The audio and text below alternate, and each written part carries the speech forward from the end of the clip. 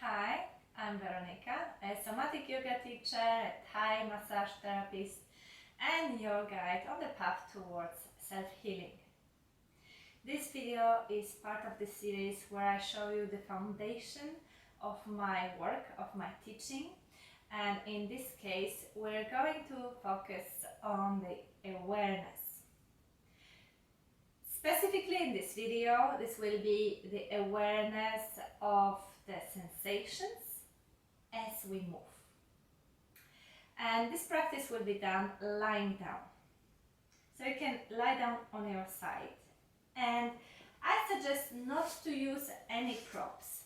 However, if it's going to be extremely uncomfortable, not just a bit of discomfort or a weird sensation, but actual pain in your leg, you could use something really thin, like just maybe one layer of blanket underneath the head. But if it simply feels a bit weird or not so 100% comfortable, try to stay with it. Then you could make yourself more into a straight line. It doesn't matter if it's gonna be perfectly straight, but try not to stay curled up. And the bottom arm will be somewhere in front of you, and the legs can be bent so that it's more stable. So this is the starting position.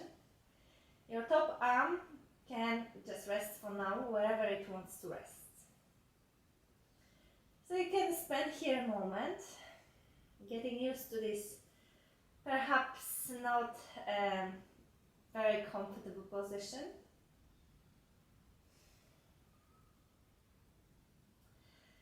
And what we're going to do might be a bit unusual, something that you've never tried. So let me explain it well. It's not something that you can see very well, so focus more on what I'm saying rather than what you can see. So first, you can begin moving only your shoulder, so not using your hand or arm, only your shoulder. Maybe making a tiny circles. And as you make those tiny circles, notice if it's really your shoulder, moving your shoulder, or if it's your arm moving the shoulder. You see the difference? If I use entire arm to move my shoulder, there is an engagement here in all the muscles in the arm. And now imagine that you have like a general anesthetic in your arm, or like local anesthetic in your arm. You can't move your arm basically. So it's only the shoulder that can move. And the movement I'll be interested in today is the forward and backward movement of that shoulder. So, as you start moving very slowly and very slightly, it's a really micro movement, your shoulder forward and backward. Just to give you an idea, forward is towards the camera and backward is towards the wall behind me.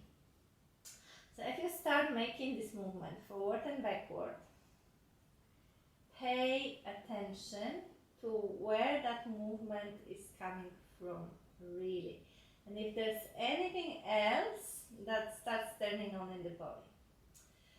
So another visualization you could use here is that of a ragdoll, like you're completely limp and soft and kind of flowy. And that means that if your shoulder moves, it will create the reaction in other parts of the body. If they don't react, you know you're holding them. You prevent them from moving.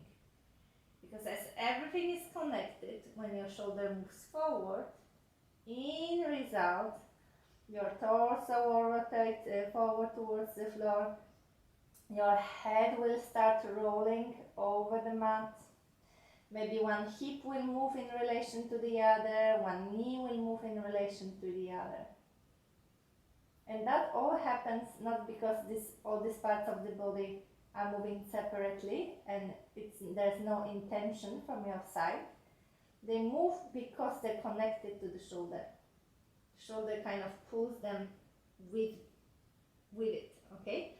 And then if you go backward, it will be the opposite reaction. So it's the shoulder blade that starts, and then the hip will move as well. The torso will rotate backward as well. The head will roll slightly. Okay, so super slow and very conscious movement that will allow you to notice which parts of the body wants to turn on. And you will notice it very soon. If you go slow enough and if you're paying attention, that perhaps some part of the body tends to be more active and likes to do the job of others. So maybe it will be soon your head rolling first, or there will be that temptation of the hip to move the shoulder along. So keep on paying attention to these things. And if you notice, if you catch that other part of the body takes over, whichever part of the body it is, the head, the hip, the arm, see if you could take a step back, a tiny bit back, and start from the beginning. So that this time it could be led from your shoulder blade.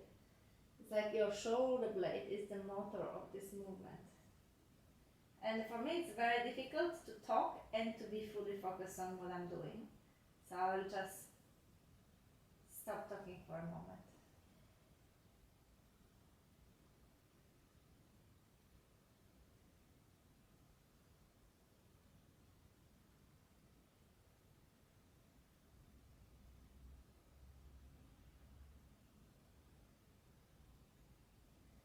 Notice if it creates also any tension in your face or in your jaws. So of course you are focusing, but that doesn't need to translate into physical tension in your body.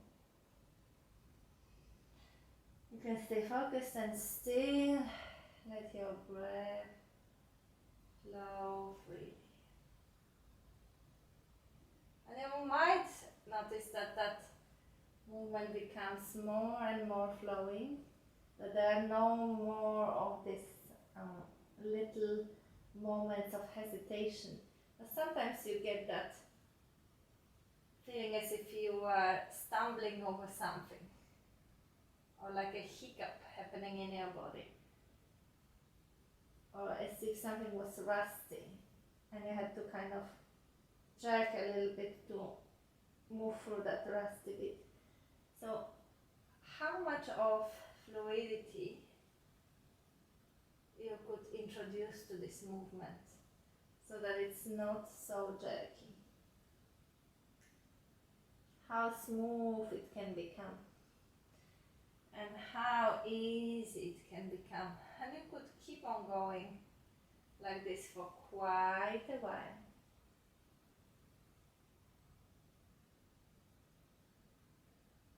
And then maybe after a while you could rest your arm by your side and notice if it's any easier to move from your shoulder now. If you want to draw full circles coming from the shoulder. So again, notice if it's the whole arm doing it. That's the whole arm doing it now. Or if you could really make that arm limp and move it from the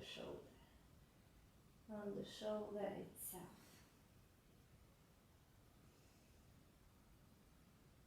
And there will be at this jerky moments, but maybe just at the beginning. And if you keep on repeating, each time it's gonna flow a little bit better. And it might be interesting, just for a moment, to lie on your back and notice the difference in the way your right shoulder and shoulder blade rests on the ground in comparison to the left shoulder. I can definitely feel that difference. But you could name it for yourself. It doesn't need to be any specific way. We're not searching for any particular outcome. We're just curious.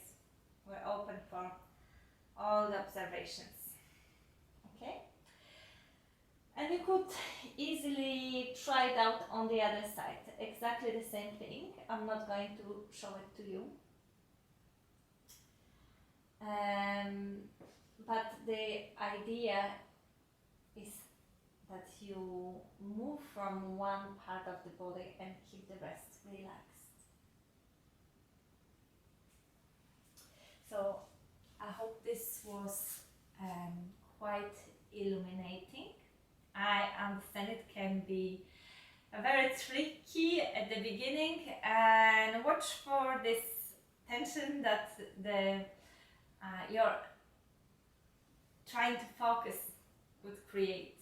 So see if you could stay with a normal breath and check for any tension being suddenly turned on anywhere else in the body as you do it. And let me know in the comments what you discovered.